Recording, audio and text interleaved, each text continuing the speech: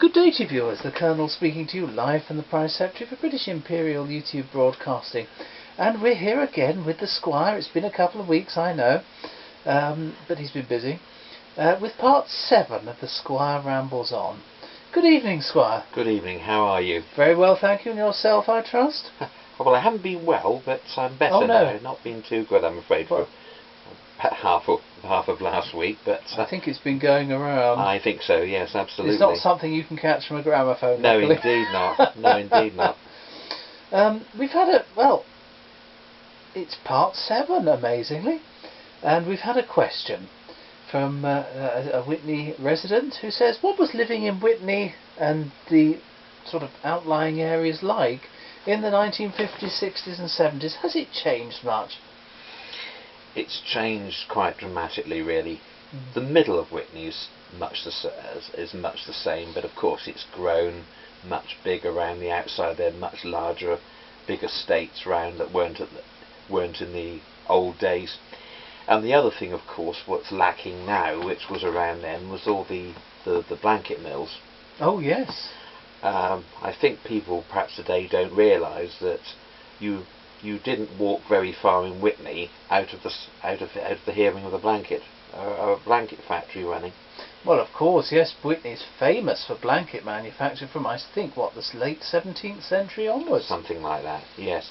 And it was one thing that as the change of fashion where bedding was concerned, of when the duvets took over, people didn't have the blankets so much, and unfortunately it eventually ruined the trade. How many blanket mills were there in those days? Oh, good heavens, I can't really. Probably 5 or 6. Yes. I mean, that's a very loose figure off the top of my head. Yeah, and they were big enterprises employing lots of local people. Well, it was one of the main employers in Witney, to be quite honest. I think if you think about it, Witney is an agricultural area, so farming was an employer around there. It was sort of farming and the blanket industry were the two main things. And then during the war, there was a company came. Sort of evacuated from London called Crawford's, and they made engineering things like collets, and they went into the old workhouse building on Tower Hill. Right. And they were there till probably the 70s, 80s, I can't quite remember how long it was, but it was a long.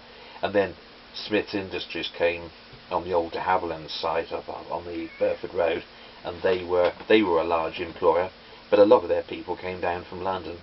And a lot of the old Witneyites used to look at those people and used to call them, they be them up there you. They were never Witney, they were them up you, and up there you. And yes. Anyway, I remember the blanket trade quite well. You used to see there was all the comings and goings of all the materials being moved about, and the various mill buildings. Some of the mill buildings are still standing, but a lot of it's, and of course all the blankets have gone now. It's all very different. I suppose a lot of them came in and went out on the railway, which of course has entirely vanished from Witney. Well, that's another thing that went, of course, in the early 60s, due to I'll always say it's misguided thinking. They did away with the railway between Witney and Oxford, which today would probably make a fortune. Well, and save an awful lot of time and trouble with the traffic going up and down on the A40. Well, yes, the stupidest thing is they've built on the line. Well, that's very true. I mean, there have been several ideas and schemes and dreams about reinstating a railway. It might happen one day, but whether I shall live to see it, I don't know. Many of these schemes and dreams. And of course, Witney has changed. There's so many of the older people have gone, and there aren't so many local people, as it were, left in the place. Well, I'm fully qualified as a local Witney person, even though I don't live there now. I was born in Witney. You were indeed. I was born in West End, and I lived at Hayley. Because the farm was at Hayley, so I lived at Hayley for 21 years. And when I was 21, we sold the farm. And I moved, and we lived in Witney for about 7 years.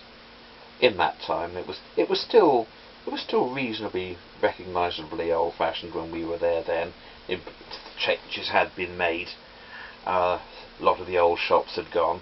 You see, another thing people forget is that in those days it was one of those places where a lot of people knew everyone, and you walked in there. you'd walk up High Street, and there'd be lots of people you'd know to speak to, and the shopkeepers. I mean, the shopkeepers had been there for years, and very seldom changed, and so they were all shopping with a social event as well as doing a job of acquiring goods and bits and pieces. Was there a record shop in Witney that you used to sort of patronise? Yes, there was Kempster's. That was a very popular music shop. Was next to the Methodist Church, and that was going. I think Kempster's started quite early on in the 20th century. I think they packed up in the middle to late 1980s, if I remember rightly. But it was one of those old music shops where the youth of the town used to congregate on the Saturdays to hear the latest being played. I remember a friend of mine who lived in Berkhamsted said it was a big event when a new Beatles record came out and everybody was queuing up to get them. Was it the same in Witney? Oh, to a certain extent, yes. But of course, Witney would be a bit more countrified, but there was still a lot of interest. Mind you, it's of course affording the records was a different question, because they were, they pro rata. They were a lot of money. Well, the thing is, there were no sort of sales in those days. Well, no, it was all discounts. No, it was all resale price maintenance in those days. The manufacturers set the price. If they said a record was going to be 10 shillings, that was the price nationally. The only thing that altered that value was purchase tax. Oh yes. And that's another thing people have forgotten about. They moan about VAT at 20%, but when you think that, I remember paying sort of 33 1/3% purchase tax. Yes. On records, because that was a leftover from the Second World War, where it was designed as a device to more or less put the brake on consumption. And during the war, according to what I've read, at one stage there was purchase tax, which was 33%. Then on records they had double tax, and you see it marked as DT stamps, and that was about 66%. Good. And then if you got one with triple tax, that was 100% purchase tax. Do you know, I have seen those stickers on record, yes. 78s, and I've never taken any notice. No, those are purchase tax. Now sometimes you see it stamped each side of the label hole. You see it actually impressed. You actually put it onto the stamper, and it's on each. If you'll see DT, but DT is double tax. That was 66. Single was 33 1/3, and triple tax was 100%. Now I can't quite remember what it was on. Whether it was on the wholesale or the retail price, I can't remember. But it was like that. But basically, they had a philosophy during the war that there were essentials and luxuries. Yes, indeed. So some things were essentials, some things were luxuries, and what was really odd was things like biscuits. Oh, yes. If you had a plain biscuit, you had it at a low rate. But if it had chocolate on it, it became confectionery, and then that was taxed as a luxury rate. So if you had chocolate biscuits, they're always a lot more expensive than plain ones. I mean, this would be oversimplifying it as to what I remember, but I still remember having to battle purchase tax in the 50s and 1960s. Well, I imagine a lot of civil servants out there, the men from the ministry, devising all these schemes. Oh yes, but I mean, they kept it going. I think purchase tax finally went out about 1972-73 when VAT came out, and then of course it was great, because I think in those days it might have been just 8% or something like that. Yes. It was quite low when it first came out. We thought, wow, better than what we were doing. But I think people, you mustn't forget, is what a huge proportion of your weekly wage a record would have cost.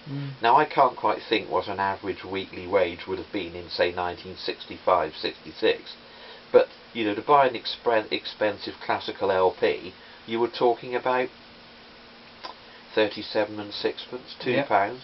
Well, if somebody was getting £5 a week, you think of a chunk of money that was out Sundays.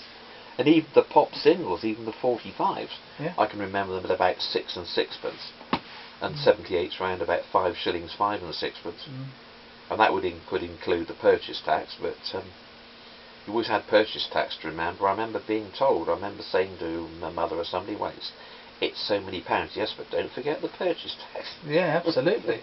But that was the music anyway, and that was Kempster's. I mean, there were at one time there were 3 or 4 people in there. There was a man who was very interested in classical music. There was another man who was interested in jazz, and there were two younger ones who were interested in the pop scene, so you had somebody to go and speak to, and you had, you could hear the records played. They had a demonstration booth in those days. You could hear your record play, and that, of course, they sold pianos, musical instruments, gramophones, radios, all sorts of things.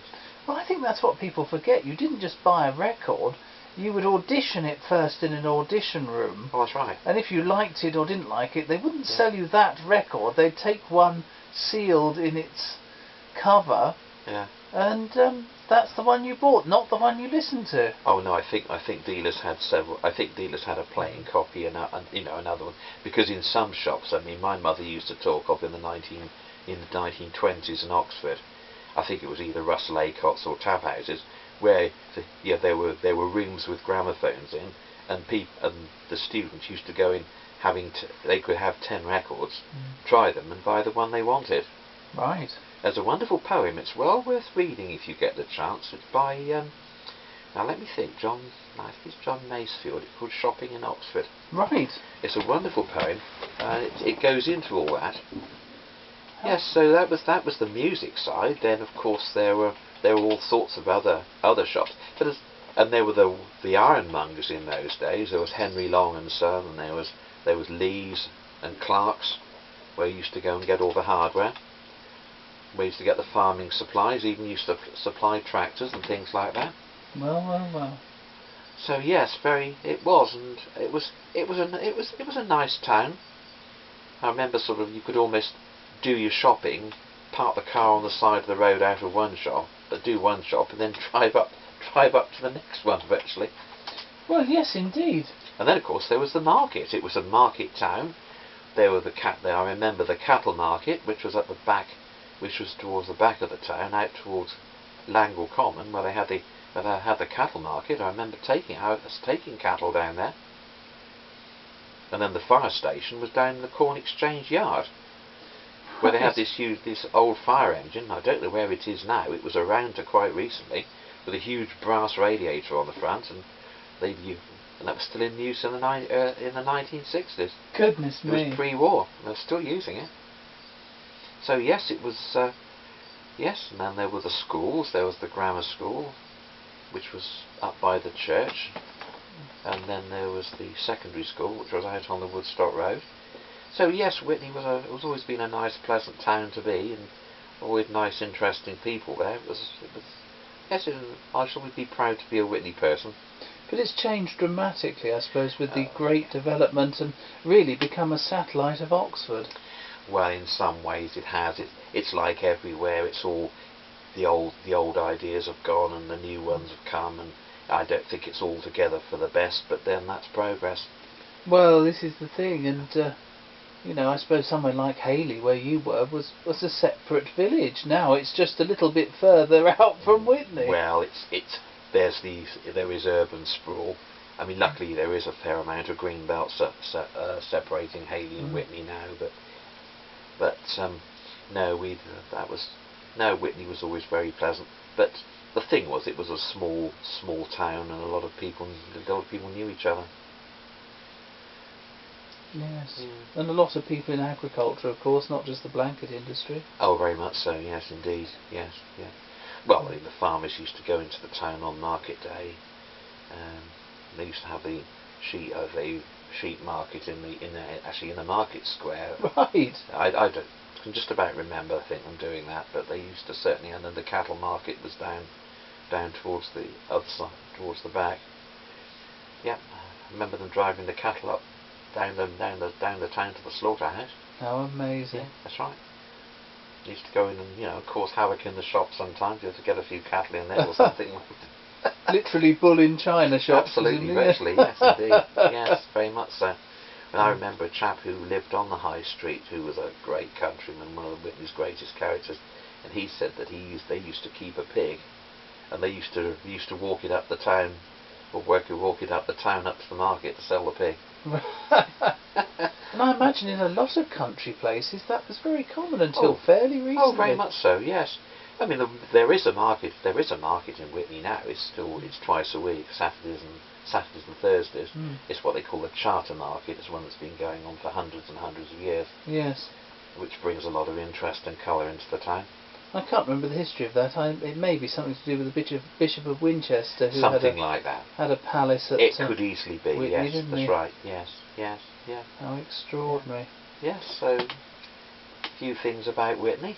Yes, and viewers may hear a sort of banging and crashing in the background. We're not in a war zone. Well, we are in a sort of way. That's the fireworks you could hear from Oxford.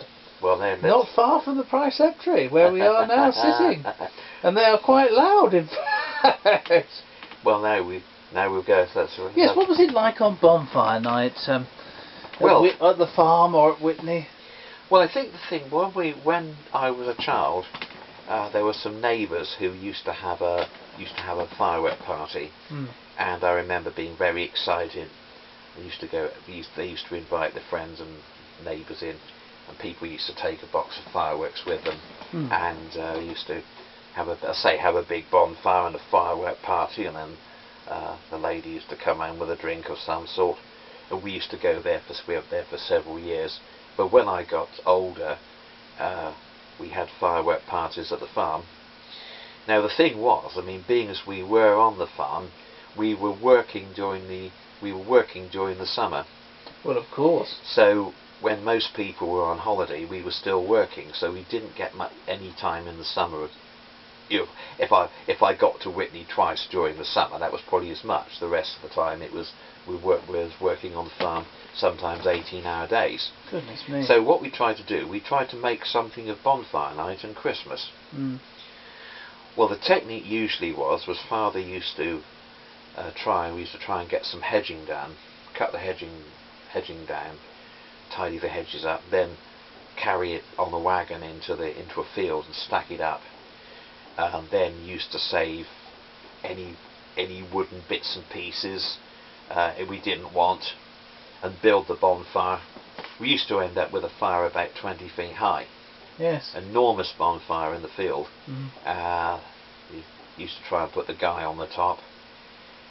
And I remember some nights it was in a distant field, and we used to go off with a tractor and trailer with some straw bales on to ride on, a couple of barrels of tractor fuel to start the bonfire up, because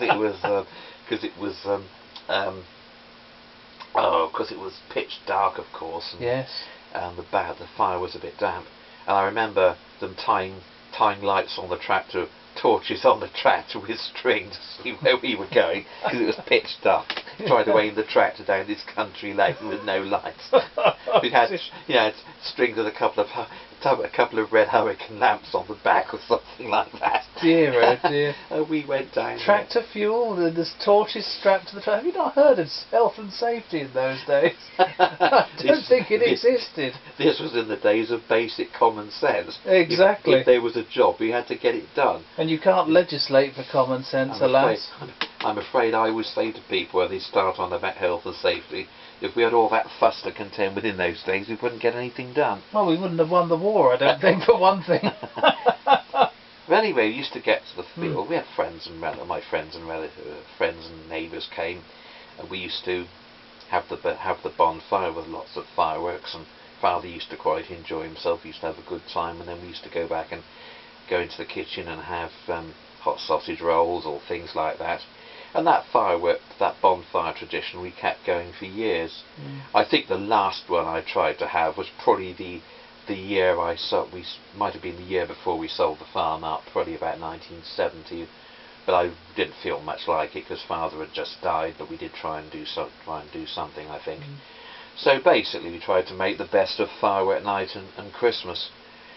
And so yes, it was basically a large bonfire, and then a few eats and drinks afterwards. I think people forget that on a farm it's not only your work, not only your home, but it's your work, and you don't really leave the farm very much in the normal course of events. So an event like this really was an event in those days. Well, that's right. You see, the point is, it's like living above the shop, really, in a way, except to the sense that you've got other factors. Of course, if you've got livestock, I mean, if you've got 60 or 70 animals, you've got 60 or 70 potential problems at any one time. Exactly. You I know, mean, and if there's 2 foot of snow falls, for most people, yeah. we don't go into work. But on a farm, we've got to feed the animals. Well, I mean, I remember more than once. I remember once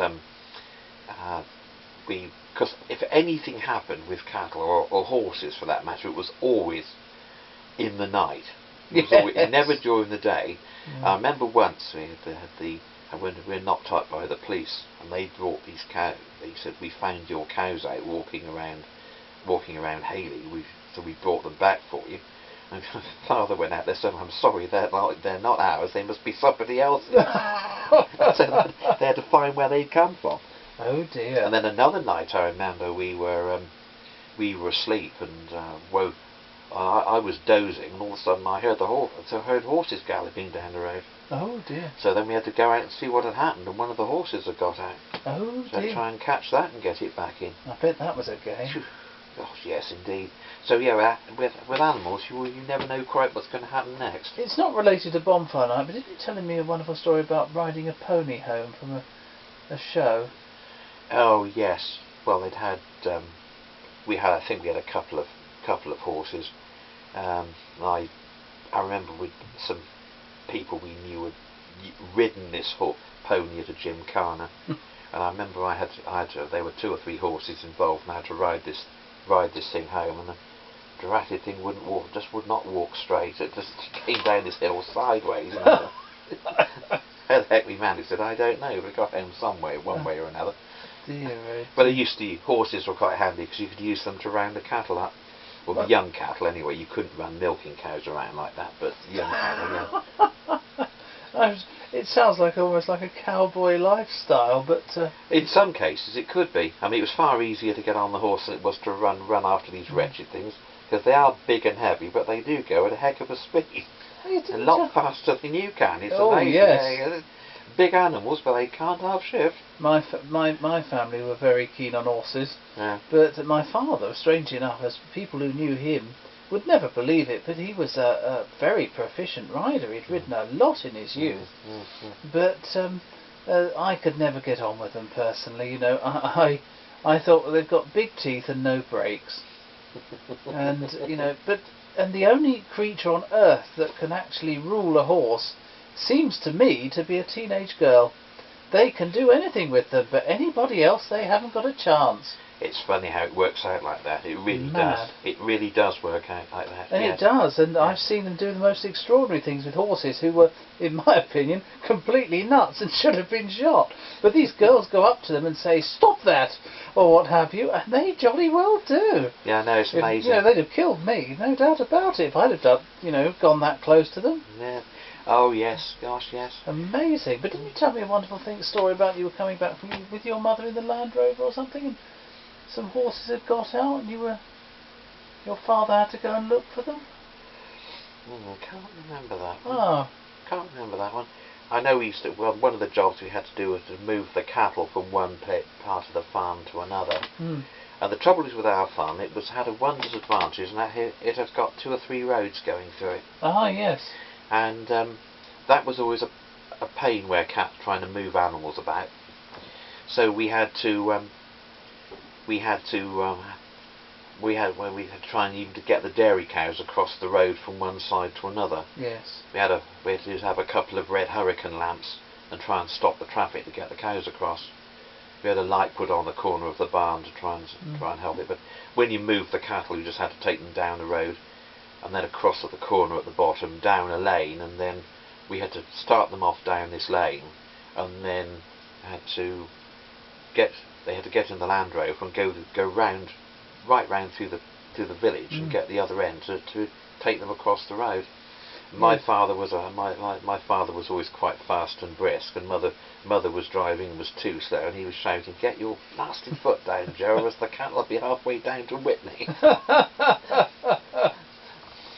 Yes, oh dear. I think it should be pointed out for ignorant people like me that the green things neatly laid out beside roads are not always part of the same farm, and often farms are a patchwork of fields all over the place.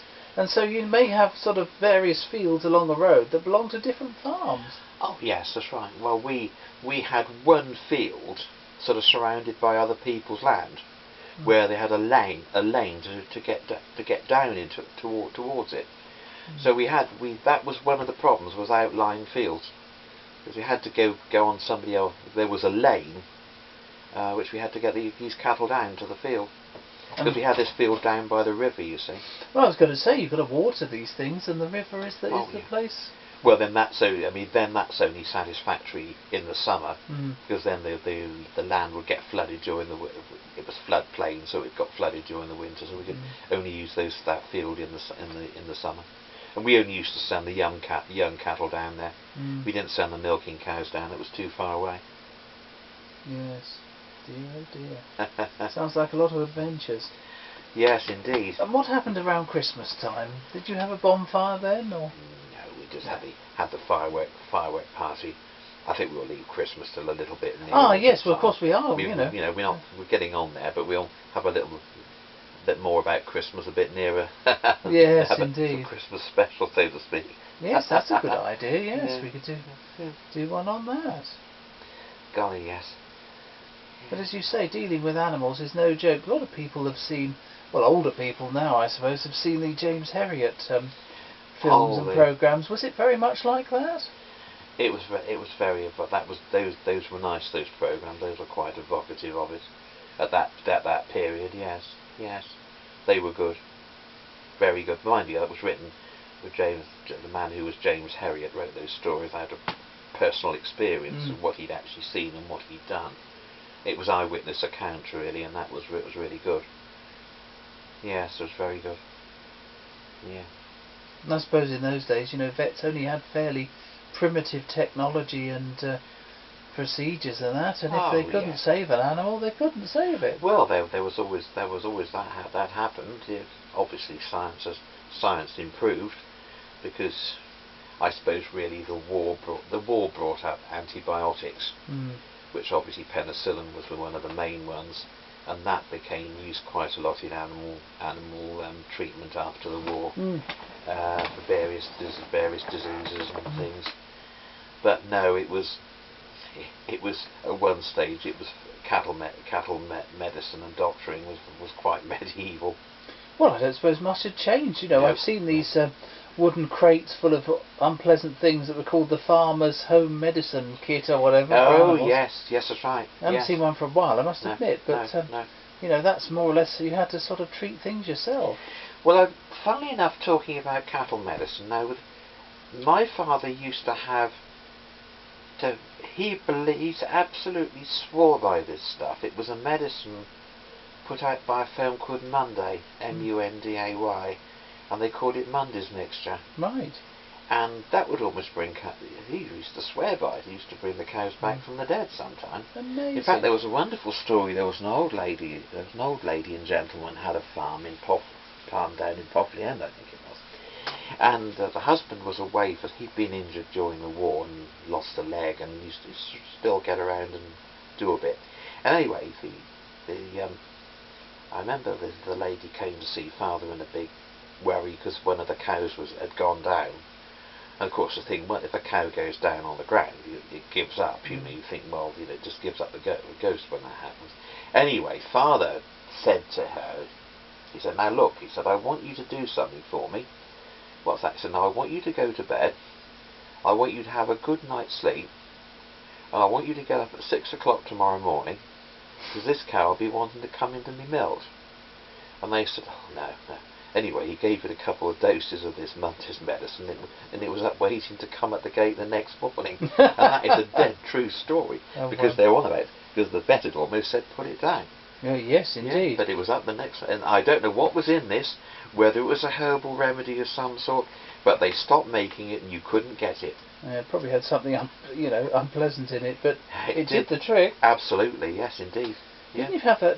You must have known some real old characters on the land. Oh yes, golly yes, my word. Every village had them. Yes, very much so.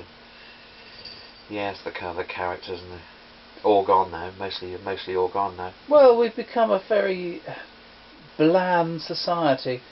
There aren't so many characters around, I don't think. I may be mistaken, but I don't seem to meet too many.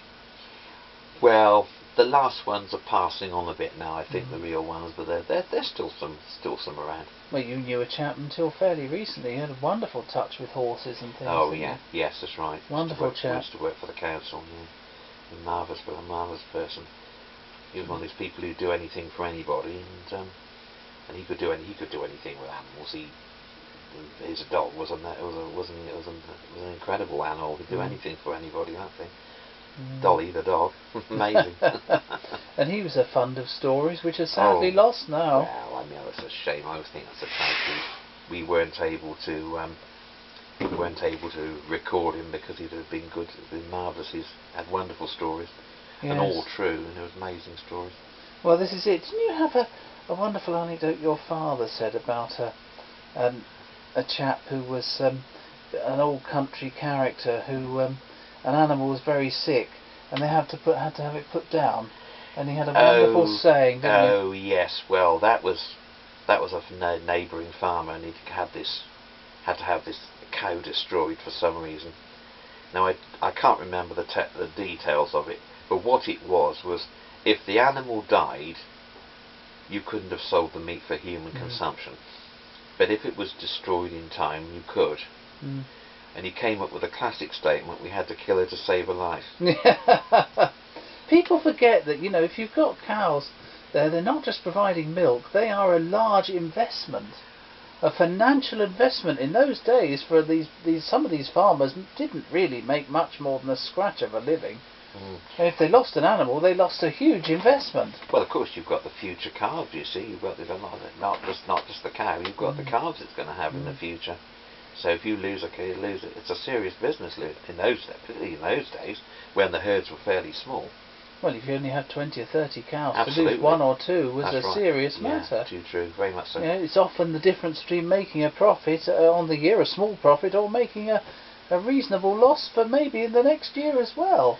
Well, the thing was, one of the jobs on the farm was to go and see the cattle, usually twice a day, make sure they were all right, make sure there was they're looking healthy.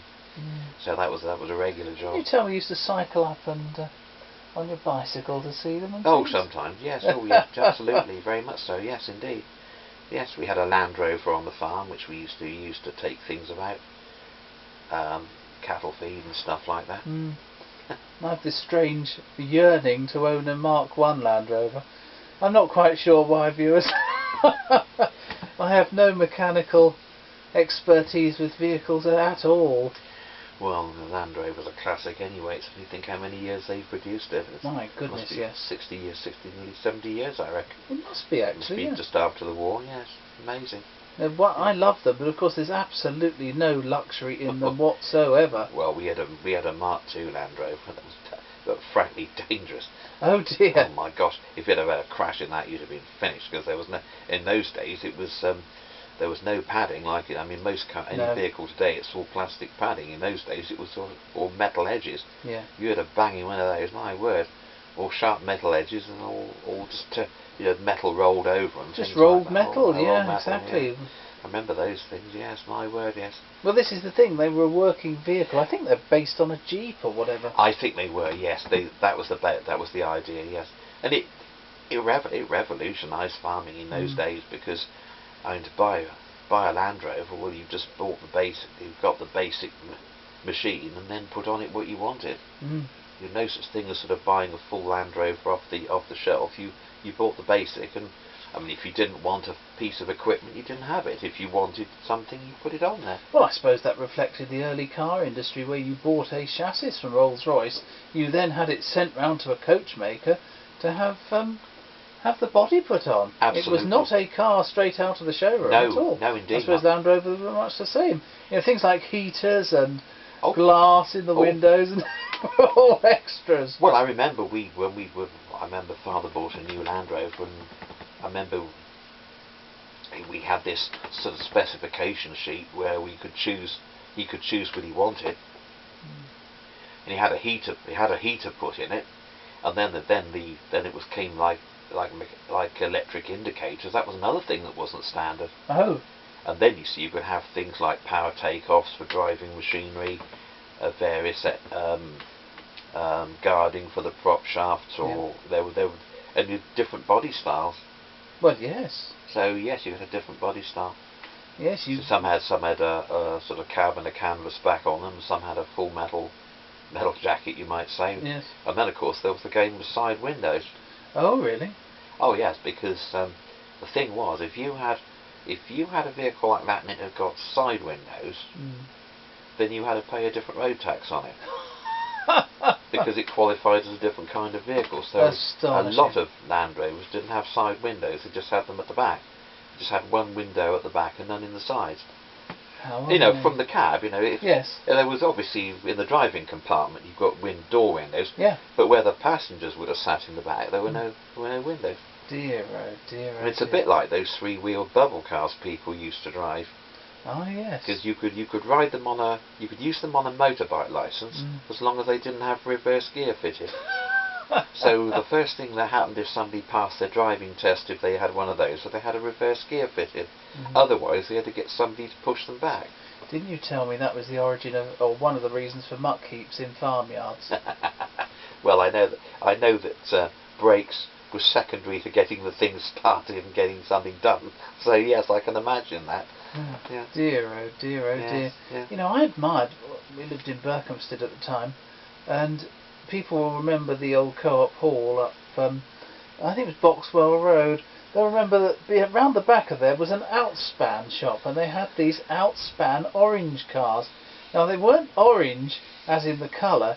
They were shaped like oranges. I know, I've seen them. You've seen them, and I used to see them on the road as a child. I thought these were hilarious. I know, yes. I don't know what they were based on, maybe a mini chassis or something. Something like that. It was something small, but they had one fatal problem, which I think Jeremy Clarkson, the well-known, I nearly said comedian there, would find hilarious, is that if you put your brakes on sharply, they roll over, literally roll and not stop rolling. Of course, that's absolutely, yes. Which is incredibly dangerous.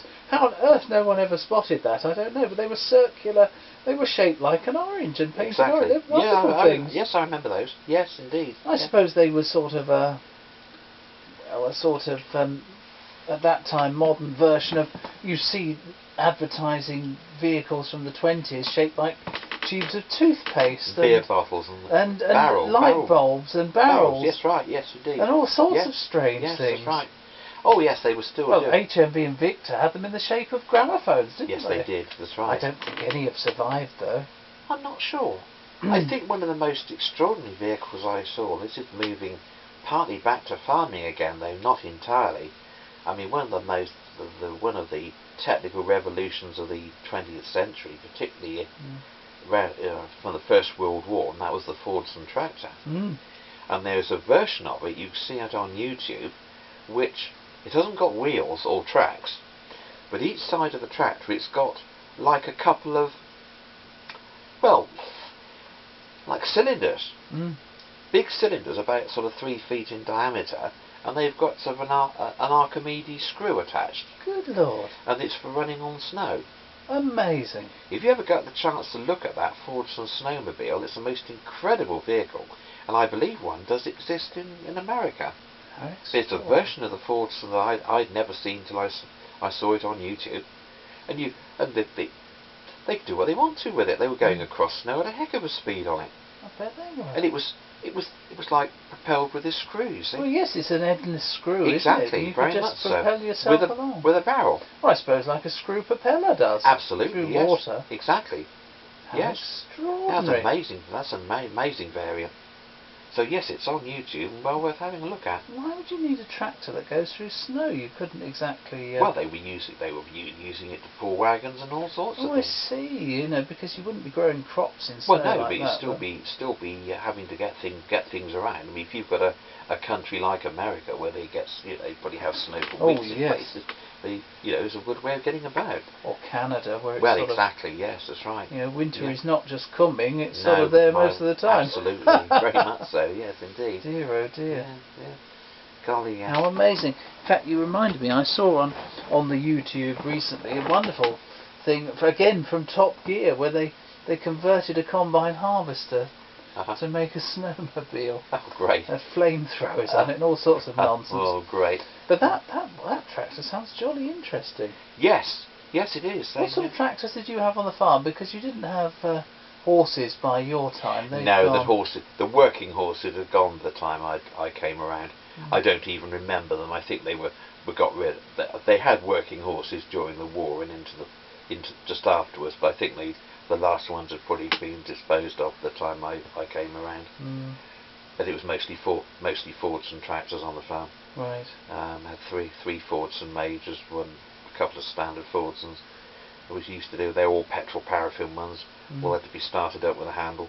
Oh dear! I bet that was fun at 5 o'clock on a frosty morning. Oh, yeah. Done many times. Yes, indeed. I bet, yes, indeed. Yeah. That's another good question. Driving one of those was an experience too, because you know, was no cab on these things. No. And the seats were a metal pan. Yes. Metal pan seat, which is more comfortable than it looks actually, because you usually put a sack on it. And then, of course, 2 feet from your face was the exhaust pipe. Oh dear. And so you were breathing in exhaust fumes all day long, and the din was extraordinary because, of course, they were usually unsilenced engines, and you've got all this racket going on about 2 or 3 foot from your face. Dear, oh dear, oh dear. That sounds like a real adventure. Oh yes, you used to finish the day in the field absolutely shattered. Absolutely shattered. Your ears were ringing. Well, that said most people deaf, I expect. But, well, it couldn't have done much good breathing in all that sort of nonsense. I mean, you know what a car's like without a silencer, where you're driving on with that thing just in front of your face all the time. For hours and hours and hours on end. Yes, exactly. And that's without the sort of dust and goodness knows what's kicked up from the land. Oh, no, indeed, that's right. Farmer's lung I used to hear about on the Archers. That was. I think a lot of that trouble was corn dust. Oh, right. Corn dust was dreadful stuff. You see the combines even now going along in the fields with clouds and clouds of dust coming off of them. And then in the old days of the farming, it was even worse because you had the thrashing drums in those days. Well, yes. Where the corn was cut with a binder. Well, it was hand cut originally, but then they had a mechanical binder which bound it into sheaves. And then you had to stand them up. You had to get 2 and put them like an inverted V shape and stand them in.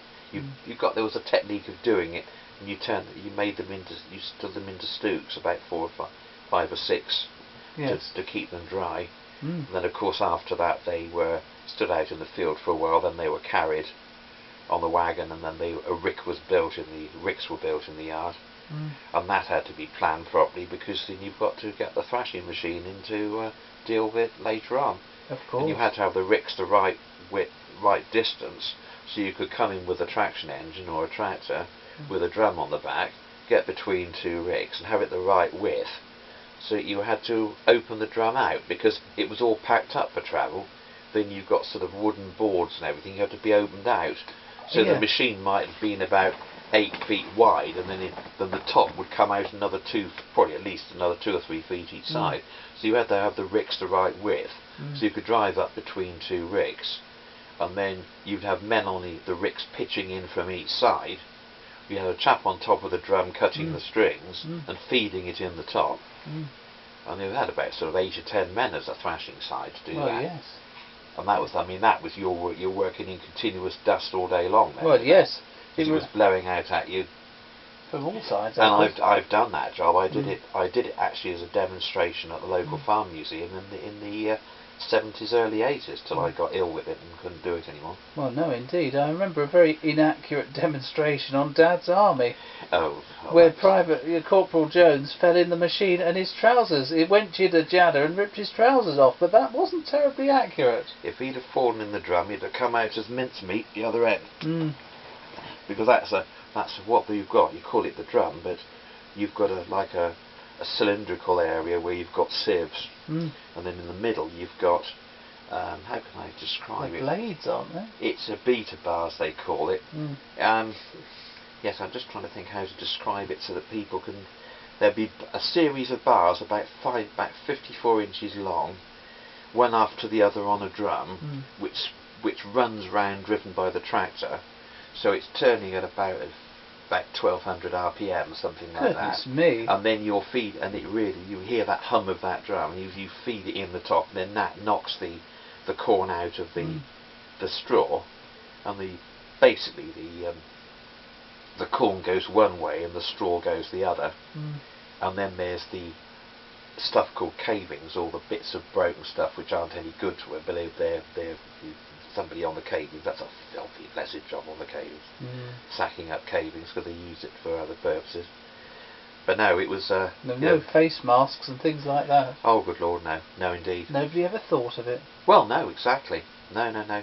You just had to keep the cider going down. That was the important thing to get through that job, I promise you. Dear, we had to keep walloping that down, the old barrel. Oh gosh, a barrel of cider set up in the shed, you needed that. Wash the dust down. Yeah, people used to talk about a lot of people drinking in the past, but they had to because of the hard work. Oh. It was only fairly weak stuff. Well, the cider wouldn't have been, I suppose. Well, it was some and some. It was mostly Yes. locally. I mean, they always used to have a barrel. Usually have a barrel of cider in one of the farm buildings or something like that. It was a byproduct. I mean, a lot of farms, perhaps in Somerset and Herefordshire, we had an orchard at University Farm, but they had orchards and they used to make their own cider brews. And that's the thing with local drinks and brewing. In places like Somerset, every pub you used to go into, they had a different brew because they were all made on small I imagine places. every farm had its orchard and every farm had its cider We had press. we didn't have a cider press. We certainly had a biggish orchard, and we also had a big grapevine too. Oh right. Yeah, we had a greenhouse with a big grapevine about sort of 25, 30 feet long. Goodness me. And well, Father said, of course, they bought the farm and the greenhouse got into a bad state. But of course, during the war, they had prisoners of war, you see, and a lot of the Italian prisoners of war worked in the vineyards. Oh. And they've had a wonderful time doing the grapes. And Father used to make he used to make wine. Wine making. Witney wine, how amazing. He used to do wine, yeah. Oh yes, he used to bottle wine. And the thing was, though, what he used to do sometimes, he used to tip some brandy in it. And that used to just lay people up. I mean, this is long before the days of drinking and driving. I know they had a parish council meeting at the farm, and he gave this homemade wine with wicked stuff. And this chap got off the road halfway home with a part of the carbon walker. Oh dear, oh dear. I'll never forget that. Yeah, hearing that story. Yeah, his father was on the parish council, and he used to have some of the meetings at the house. And the horse show was another thing he was on, Witney horse show. Wasn't there an altercation with the local parson? Can we talk about that, or is that off limits? That'll have to be offered. That'll have to be nameless to avoid pack drill on that one. But yes, he didn't get on with the vicar, and there were various rows and arguments. I know the vicar threatened him to a punch up outside. Father said, "I'm not going to brawl in here. We'll meet at Foxborough Lane." Big row back there. It was a local paper. The vicar said this, and Mr. Phillips said that. Forget that. Oh, it's fantastic. It's really. like an Ealing comedy, but it was real. It's true, absolutely true. Yes, indeed. You know, all like those ghastly Charles Penrose records, The Parson and the Squire. Yes, right. But in this case, it nearly ended up in a punch-up. Oh yes, indeed. Because didn't the vicar sort of take the service on the Sunday and walk across and play the piano in the pub? Oh yes, he used to do that. And in one of the pubs in Witney too, I believe, as well. Oh dear, yes, It sounds like sort of whiskey galore, but it was, and things like that. Well, I mean, I obviously have to keep. In fact, it sounds very Irish, actually. Well, but it's Witney. But the vicar was Welsh. Oh dear. So yes, it was. Things got quite ragged once or twice. It still sounds like a huge and wonderful adventure. It's things I remember. It's come back to me. I don't remember. Memory recall isn't that good sometimes, but what I can remember. Well, I'm sure we're all interested in these videos. Well, our time's up for today. Thank you very much, Squire, for your wonderfully interesting and amusing memories. We'll meet up again soon, hopefully. Well, perhaps a part 3 of a tour of the collection the next time you come. come to see me. Yes, I understand it's expanded slightly since we last had a tour. Yes, I've got a few more machines to show people. How very interesting. I'm sure we'll be delighted to join us for the next part, but hopefully you've enjoyed this. Thank you all wherever you may be on this bonfire night. The Squire and I have got quite a few cabinet gramophones to drag out to my own bonfire, and a few fireworks may happen. We won't annoy too many people because we're not quite isolated here, but there aren't any terribly near neighbours luckily, but we can have a bit of fun. And there we'll leave you. Thank you very much for watching. Thank you, Nigel. Well, thank you, and I hope you're enjoying it, and look forward to meeting you again sometime. Certainly, we'll join you for another tour of the collection very soon. Thank you, viewers, and goodbye.